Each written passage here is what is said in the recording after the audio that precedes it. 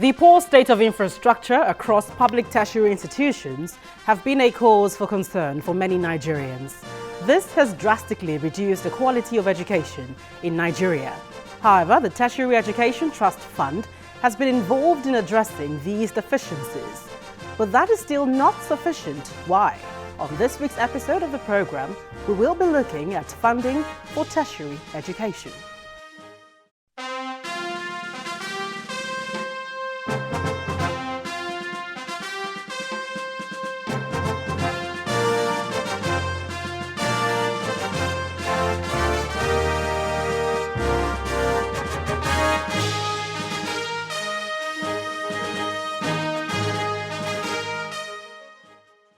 Hello there, welcome to Dateline Abuja. I'm Gloria Umezuke.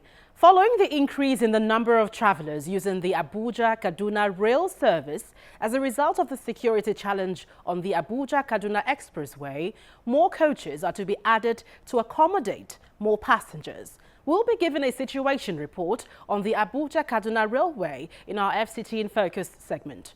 The interview features the Executive Secretary of the Tertiary Education Board this week, Professor Suleiman Bogoro. But first, what are the stories that made headlines within the week in the nation's capital?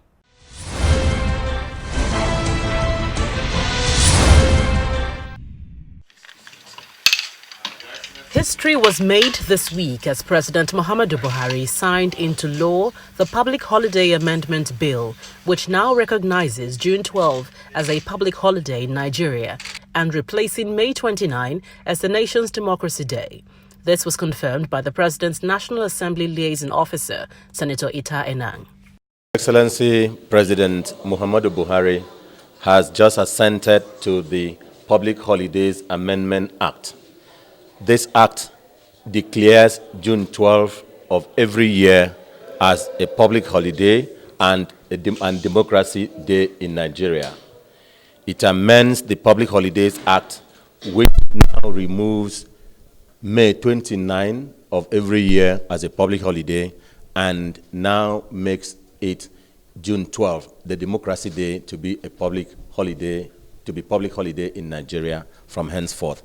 That is the bill just assented to by Mr. President, which we are transmitting. Thank you very much.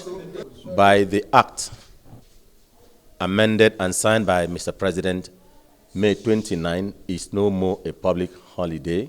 It is now the Democracy Day, June 12. The Presidential Election Petition Tribunal has commenced sitting with Justice Mohammed Garba as the new chairman of the panel. Justice Garba is replacing the president of the Court of Appeal, Justice Zainab Ulkachua, who stepped down after the People's Democratic Party raised objections to her chairmanship of the panel on the basis of her marital relationship. Justice Garba is the presiding justice of the Lagos Division of the Court of Appeal. Another history was made within the week when the 9th National Assembly was inaugurated. The presiding officers were also elected. Senator Ahmed Lawan emerged as the president of the Senate, while Senator Ovie Omoagege was voted as the deputy president of the Senate. I, Hakeem Olufemi Gbajabiamila. In the House of Representatives, Honorable Femi Gbajabiamila emerged as the Speaker, while Honorable Ahmed Wase emerged Deputy Speaker of the House. And we are all back together in the spirit of one indivisible Senate, united in our commitment to work for the Nigerian people. Nigeria marked her first Democracy Day on June 12 with pomp and pageantry as several heads of states and government converged on the Eagle Square for the ceremony. Delivering his inaugural Democracy Day speech, President Muhammadu Buhari promised to lift 100 million Nigerians out of poverty. With leadership and sense of purpose, we can lift 100 million Nigerians out of poverty in 10 years.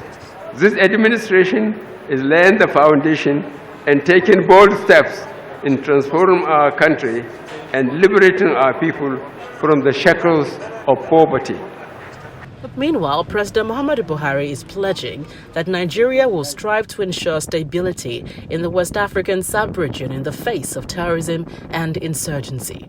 He said this when he met with the United Nations Special Representative of the Secretary General for West Africa and the Sahel, Mr. Mohammed Ibn Chambers. He had earlier received the President George Weah of Liberia, the President of the Sahrawi Arab Democratic Republic, and the first Vice President of the Republic of South Sudan. They're all in the country to join in the celebration of the nation's Democracy Day. The Bankers Committee of the Central Bank of Nigeria is seeking to access about 2.2 trillion naira from the nation's pensions funds to finance mortgage in the country. This was part of resolutions at a meeting in Abuja. Since the Pension Reform Act was promulgated in 2004, we now have over 9 trillion naira worth of money under management in that industry.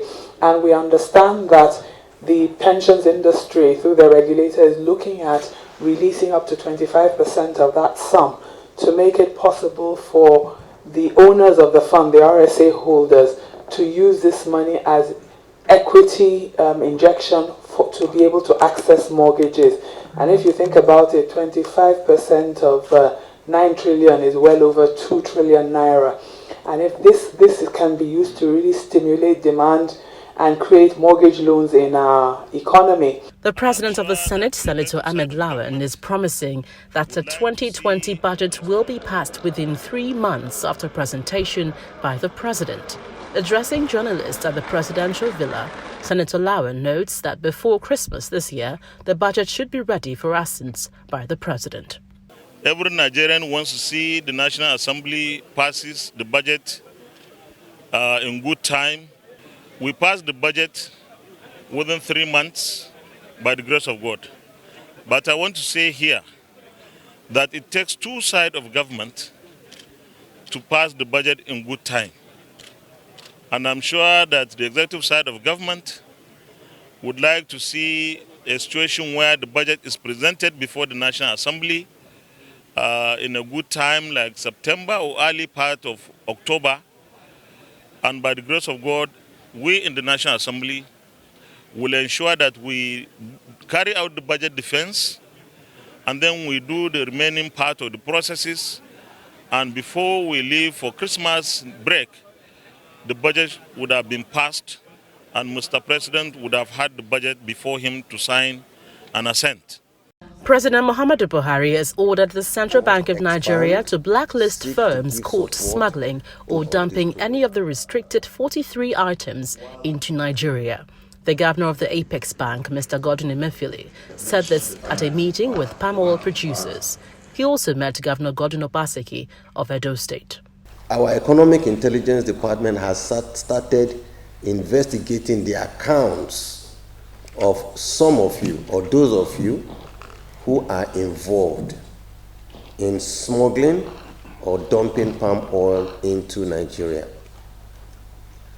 And we feel that before any actions are taken against you, in terms of blocking you from the foreign exchange market or blacklisting you from doing banking in Nigeria, that we must invite you to say that we are drawing a line and that importation of palm oil in Nigeria must stop.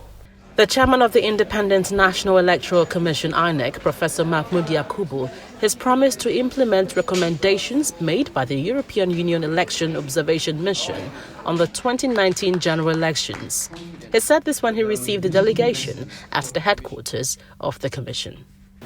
Every election in any democracy around the world is work in progress. We therefore look forward to the full 2019 EU Election Observation Report and recommendations. We are confident that there will be useful lessons for the Commission and all other institutions and stakeholders as we prepare for future elections. Indeed, the report is coming at the right time as it will feed into the ongoing review of the conduct of the elections.